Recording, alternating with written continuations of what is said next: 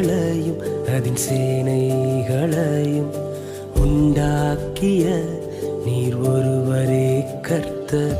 பூமியையும் அதில் உள்ளவைகளும் உண்டாக்கிய நீர் ஒருவரே கர்த்தர்.